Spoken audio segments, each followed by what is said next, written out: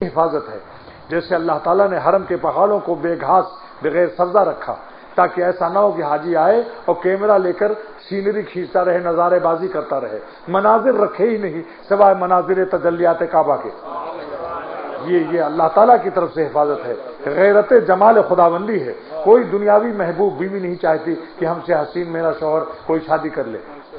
میرے دوست شیروانی صاحب اولاد نہیں ہوئی تو ایک دن بیوی سے کہا کہ ایک شادی کر لوں تاکہ مجھے بچہ مل جائے. کہا ایک شرط ہے کہ مجھ سے حسین نہ ہو، تم دوسری شادی کر لو. بچہ واقعی اولاد تم کو نہیں مجھ سے ہوئی، لیکن شرط یہ کہ مجھ سے حسین نہ ہو.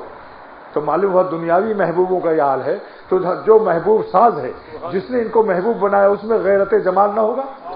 وہ کیسے پسند کرے گا کہ میرا حاجی اور میرا عاشق آئے اور پہاڑوں پر درخت سینری کشمیر کی کر دے اور وہ کیمرہ لے کر وہاں بیت اللہ کو چھوڑ کر نظارہ لیتا رہے؟ اس میں اللہ نے ایک تنکا نہیں رکھا. اتنا سخت گرم چٹیل پہاڑ ہے کہ سورج کی شعاع میں وہ آگ بن جاتا ہے، اسی لیے وہاں جراثیم نہیں ہے، ورنہ حج کے زمانے میں کالرا پھیل جاتا ہے.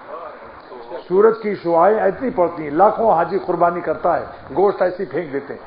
سوکھ کے خاک جلا کے خاک میں کر دوں، ہر پہاڑ ہی کہتا ہے جراثیم سے. ہر پہاڑ کا ایک ایک ذرہ جراثیم سے کہتا ہے جلا کے خاک نہ کر دوں.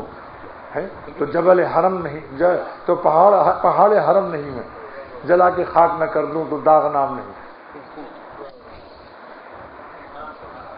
ایسے ہی اللہ تعالیٰ آپ نے جس کے دل کو اپنا حرم بناتا ہے، جس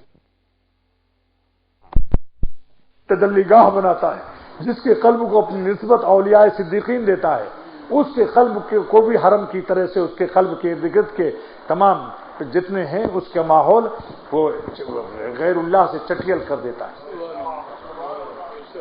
اس کے قلب کے تمام جغرافیہ بدل دیتا ہے. غیر اللہ اس میں داخل نہیں ہو سکتا. اگر یہ قصدن بھی غیر اللہ کو لانا چاہے تو کیا ہوگا؟ ایسی مصیبت محسوس ہوگی. سمجھا آپ؟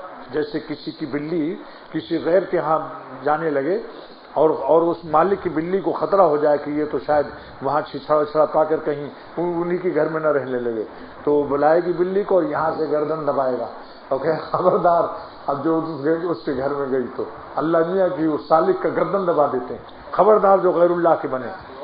ایسی مصیبت نازل کرتے ہیں کہ وہ مجبور ہے محبت ہو کے رہ جاتا ہے.